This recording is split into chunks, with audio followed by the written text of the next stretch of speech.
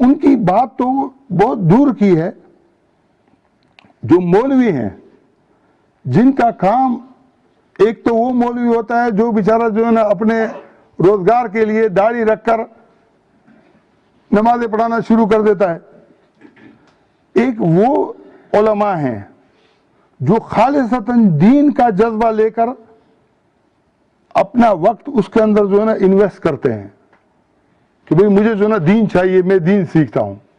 وہ 8 سال جو ہے نا کورس کرتا ہے، مفتی کا کورس کرتا ہے عالم، پھر جا کے وہ اپنا کوئی دنیاوی کام کرتا ہے، مذہبی کام بھی نہیں کرتا ہے. میں ان کی بات کر رہا ہوں، میں ان کی بات نہیں کر رہا ہوں جو اس کو پیشہ بنا لیتے ہیں. میں ان کی بات کر رہا ہوں جو اس کو پیشہ نہیں بناتے ہیں، خالصتاً ایمان اللہ کے لیے اور اپنی آگاہی کے لیے دین سے اس کے لیے کام کرتے ہیں. ان کا حال بھی بہت بدتر ہے. اور وجہ کیا ہے؟ ایک مشہور بات ہے کہ بعض لوگ ایسے ہوتے ہیں کہ اگر ان کو آپ بولو کہ بھئی آپ کا کان کتا لے گیا ہے، تو وہ اپنے کان کو ہاتھ لگانے کی بجائے کتے کے پیچھے بھاگ رہے ہوتے ہیں کہ بھئی کتے سے جو ہے نا کان، اپنا کان تو پہلے دیکھو نا. یہی حال ہمارے جو ہے نا نصاب کا ہے. جو درس نظامی کا نصاب ہے اس کا بھی یہی حال ہے. بھئی نصاب کے اندر بنیادی بات کیا ہے؟ قرآن ہے. اس کے بعد کیا ہے؟ حدیث ہے. اس کے بعد کیا ہے؟ اجماع ہے. اس کے بعد پھر قیاس ہے. اب جو قرآن ہے، جو سارے معاملات کی بنیاد ہے، قرآن کو آدمی چھوڑ کر کسی اور طرف بھاگے. پہلے ہجری کے اندر صحابہ کرام کے بعد پھر تابعین آئے. تابعین کے اندر 7 بڑے مشہور فقہائے مدینہ کے نام سے جو ہے نا مشہور ہیں 7. اس میں حضرت سعید بن مسیب، ابو بکر رضی اللہ عنہ کا ایک پوتا اور ایک نواز تھا، عروہ، اور محمد بن قاسم بن ابی بکر، عروہ بن زبیر، وہ نواسے تھے. یہ 3 بھی اس میں شامل تھے. تو 7 فقہا یہ تابعین میں تھے. پھر اگلی صدی ہجری کے اندر حضرت امام ابو حنیفہ رحمۃ اللہ علیہ، امام مالک، پھر امام شافعی، امام احمد بن حنبل، یہ لوگ آئے ہیں. یہ سمجھو کہ یہ دوسری صدی. پھر تیسری صدی ہجری کے اندر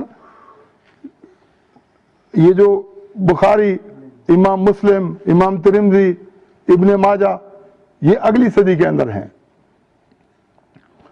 اب مسئلہ یہ ہے کہ قرآن کی بات معتبر ہوگی اگر قرآن کے اندر ایک چیز موجود ہے تو آپ اس کو آگے لے جاؤ گے. پھر یعنی ایک آیت قرآن میں موجود ہے کہ ایسا ہے، اور آپ بولو کہ بھئی اماموں کا اس پر کیا اختلاف ہے. پہلی بات یہ کہ آپ قرآن کی بنیاد کو تو دیکھو. میں ایک مسئلے کے اوپر میں نے بات کی تھی اور میں اس کو یہ وضاحت کر رہا ہوں کہ یہ مسئلہ جو ہے نا میری تحقیق نہیں ہے. میں اپنی تحقیق کی بنیاد پر بات نہیں کر رہا ہوں.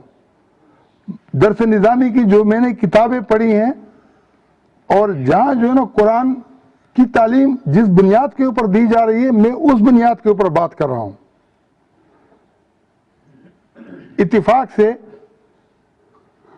اصول فقہ کی جو پہلی کتاب ہے اس کا نام اصول شاشی ہے. اس کا جو پہلا سبق ہے وہ سورہ بقرہ کی آیت 230 سے متعلق ہے. اور وہ 230 آیت جو ہے نا کیا ہے، اس کے اندر اللہ تعالیٰ فرماتا ہے کہ فَإِن طَلَّقَهَا فَلَا تَحِلُّ لَهُ مِن بَعْدُ حَتَّى تَنكِحَ زَوْجًا غَيْرَهُ. اگر اس شخص نے طلاق دے دی تو اس کے لیے حلال نہیں ہے یہاں تک کہ وہ کسی اور شوہر سے شادی نہ کر لے. یہ آیت ہے. اور اس آیت کے مقابلے کے اندر حدیث ہے. حدیث کیا ہے کہ نبی کریم صلی اللہ علیہ وسلم نے فرمایا کہ جو عورت اپنی ولی کی اجازت کے بغیر شادی کر لے تو اس کا نکاح باطل ہے، باطل ہے، باطل ہے. تو یہاں پر امام ابو حنیفہ کا مسلک سمجھایا گیا ہے کہ قرآن کہتا ہے کہ یہاں تک کہ وہ عورت خود شادی کر لے، از خود وہ شادی کر لے، اور حدیث کے اندر اس کے اوپر پابندی ہے کہ اگر ولی کی اجازت کے بغیر نکاح کر لیا تو اس کا نکاح باطل ہے۔ تو حدیث اور قرآن کے اندر کیا آ گیا؟ ٹکراؤ آ گیا۔ تو ہم اس حدیث کو صحیح سمجھنے کے باوجود کہ رسول اللہ صلی اللہ علیہ وسلم سے یہ نقل ہے، رسول اللہ صلی اللہ علیہ وسلم کی صحیح حدیث ہے، لیکن چونکہ قرآن کے خلاف ہے ہم اس حدیث کو اس لیے نہیں مانتے ہیں۔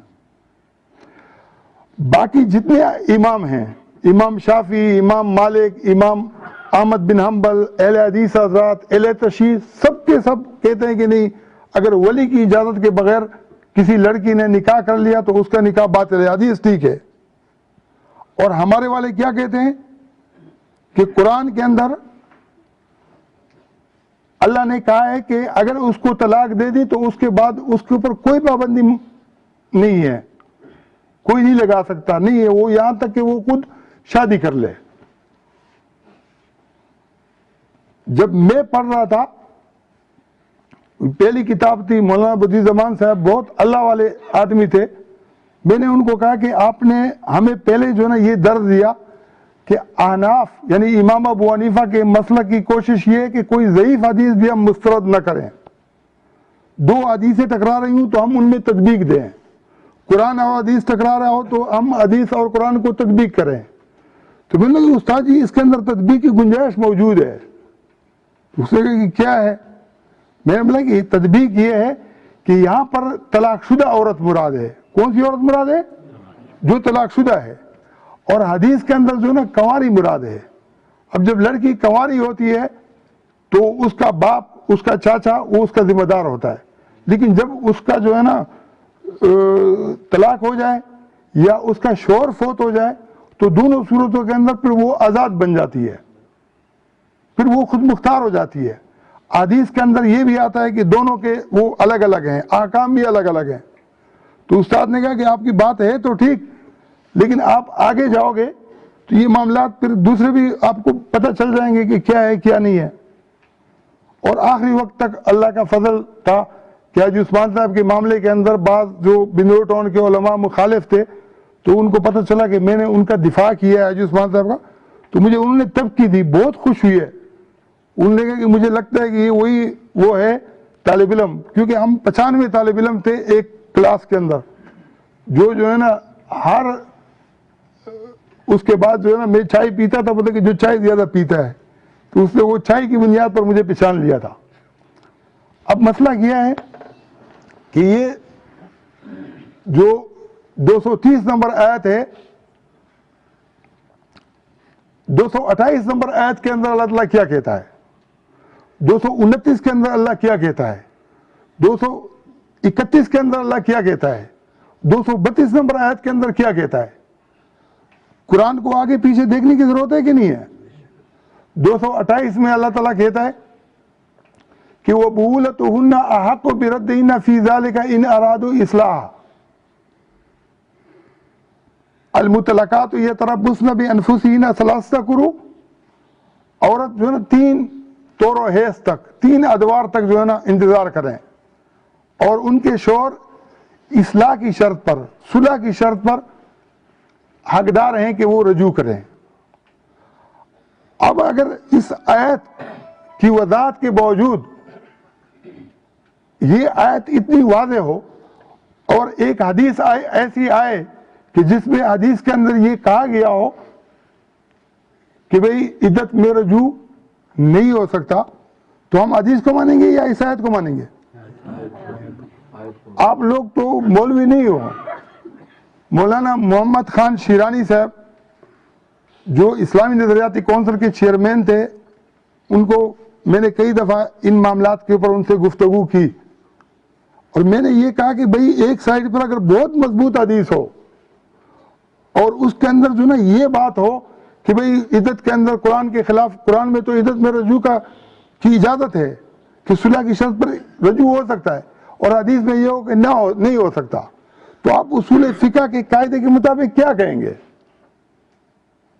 وہ بولتے کہ میں آپ سے بات نہیں کر سکتا ہوں، آپ کا اس بارے میں مطالعہ زیادہ ہے۔ بھائی اس میں مطالعے کی تو بات نہیں ہے، میں تو یہ نہیں کہتا کہ امام غزالی نے یہ لکھا ہے، قاضی خان کے اندر یہ ہے، فتاوی شامیہ کے اندر یہ ہے، فتاوی علمگیریہ میں یہ، فلانے کے اندر یہ، میں تو سیدھی سیدھی بات جو اصول فقہ کی کتابوں کے اندر پڑھائی ہے قرآن اور حدیث کی جو نا بات کر رہا ہوں۔ میں نے کہا کہ میں ذمہ داری سے کہتا ہوں کہ حدیث کے ذخیرے کے اندر کوئی بھی ایسی حدیث نہیں ہے جو قرآن کی اس آیت سے متصادم ہو۔ اچھا، اب مسئلہ یہ ہے کہ اگر حدیث قرآن سے متصادم نہ ہو،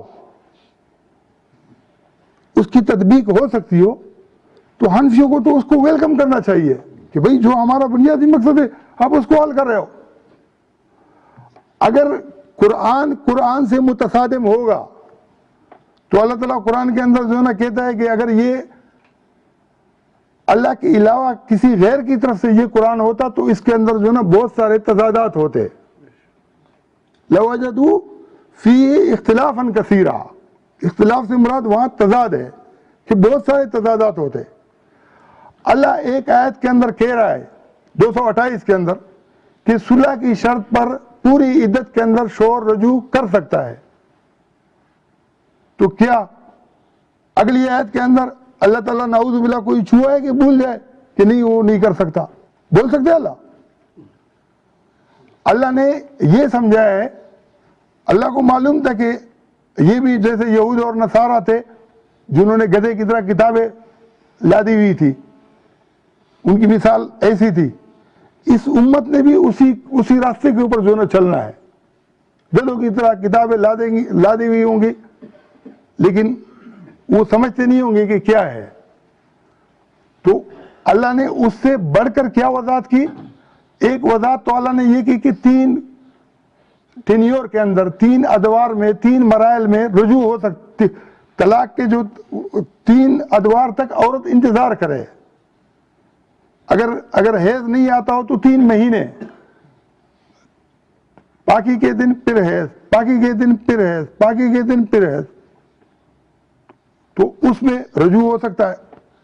اب اللہ نے اس کے بعد پھر کیا، الطلاق مرتان، طلاق 2 مرتبہ ہے، فَإِمْسَاكٌ بِمَعْرُوفٍ أَوْ تَسْرِيحٌ بِإِحْسَان، یعنی پہلے ٹینیور کے اندر 1 مرتبہ طلاق، دوسرے ٹینیور کے اندر 2 مرتبہ طلاق، تیسرے ٹینیور کے اندر 3 مرتبہ طلاق۔ جیسے روزے ہیں نا، دن رات میں آدمی کتنے روزے رکھ سکتا ہے؟ 1 رکھ سکتا ہے۔ اس طریقے سے جب یہ ایک جیسے روزے کا جو ہے نا صبح سے لے کر شام تک وقت بیان کیا گیا ہے، اس طریقے سے ٹینیور بیان کیا گیا ہے کہ بھئی پاکی کے دنوں سے حیض تک۔ حضرت